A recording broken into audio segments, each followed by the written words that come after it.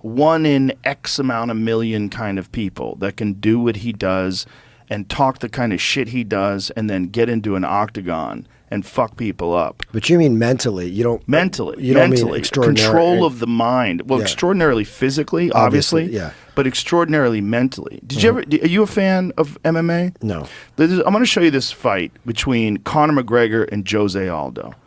Now, Connor McGregor at the time was this incredibly brash, shit-talking Irish guy from Dublin who was beating all these people up. And he gets a shot at the title. And he gets a shot at the title against this guy, Jose Aldo. And Aldo is a fucking legend. And everyone respects Aldo. And everyone's terrified of Aldo. And all Connor does through the entire training camp and all the press conferences is just talk mad shit about him. Hold on a second. Talks mad shit about him the entire time. Months of press conferences. Talks shit. Takes his belt from him at a press conference and screams at him and is like, inside this guy's head. So he's created the ultimate emotional pressure cooker. And Aldo is overwhelmed by the moment. And in those extreme moments of conflict, people either rise to the occasion or they're overwhelmed by the moment. The kind of person who's like a Conor McGregor who can rise to the occasion is truly an extraordinary person. And it's best embodied by this one fight. So if you watch this one fight, it's quick. This is Connor coming out, big smile, super loose, to the biggest fight by far of his career. The biggest fight in all of martial arts history. The UFC. So he gets into the octagon. This is Jose Aldo, world champion, legend, but overwhelmed by the moment. And Connor's talking to him. He's talking to him. It's like, let's go, boy. Let's go, boy. And he's on his knees. He's super loose. And you see Aldo nervous, right? And this is a guy, Aldo's a destroyer. He's wiped out everybody. And the two of them are going at it. And Aldo just can't wait to hit him. So he makes a critical error. And he slept him. He slept him with one shot. And look at it, he climbs on top, and look what he does. Just climbs on top of the octagon. Is like, look at that.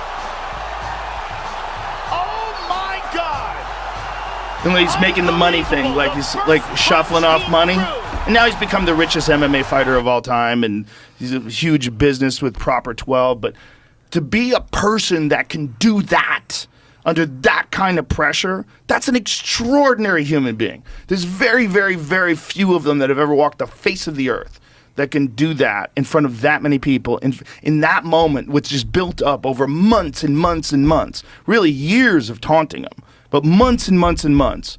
And to get to that one moment where you're looking at each other in the octagon and he looks at me and goes, let's go, boy. Let's go, boy. And you see all those like, holy shit, this is really happening. But Connor couldn't be more relaxed. That's mind management. That's confidence, preparation, intelligence, emotional intelligence. There's so many factors. Like, look how relaxed. He's like, let's go, boy. Let's go, boy. And look how relaxed he is. He's like he's fucking around. Like he doesn't even feel the pressure of the moment. He's just eating that pressure. Right. And he goes out there and just lights him up. It's amazing. It's amazing. That's, to me, part of what I love about this. Is like seeing like how does someone handle this pressure? How does someone handle this moment? How do you handle this guy in Jose Aldo who's a fucking assassin? An assassin. And get him so in his head that he charges forward and gets clipped with a perfect left hand. Like out of character. Like he's usually a more clever fighter. That was a bad fight move that he made. 100%. Just like rookie. Not only was it a bad fight move, but Connor anticipated it. So if you watch Connor warming up in the green room, in the dressing room before the fight, he's practicing that very move, and he imitates Jose Aldo's movement and behavior. It's like he knew he was going to do that. So he's so far ahead of this game. Yeah. That's why it's so interesting to me. See, look at him. Look at him in the dressing room on the left-hand side. See, he's mimicking his movement and what he's going to do. And he even mimicked the way Aldo moves around. How Aldo, it's not in this particular clip, but he mimics how Aldo is kind of stiff.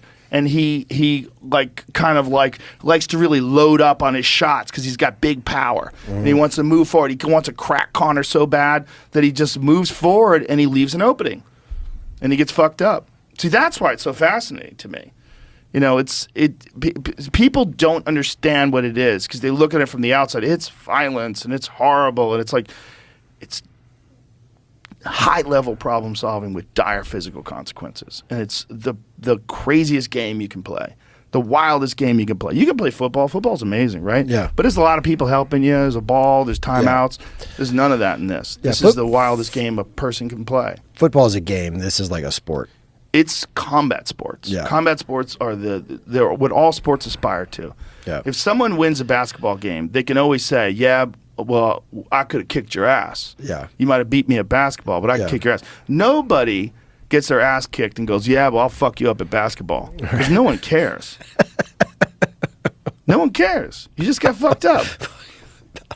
Yeah, and this is not like a bullying thing. This is not someone who's bigger, or stronger, who picks on someone who's who's defenseless. This is two people that are champions, the elite of the elite, and they choose to meet and they prepare for each other. Yeah.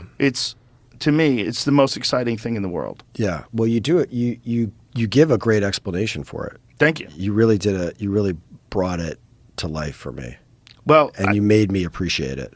And it's not just men. You know, one of my favorite fighters ever is Rose Namajunas, this female MMA fighter who's like a peace-loving hippie. Yeah. You know, and you know she won the title, and then in her title speech, she was telling everybody we just got to be better people. Yeah. We got to get along better.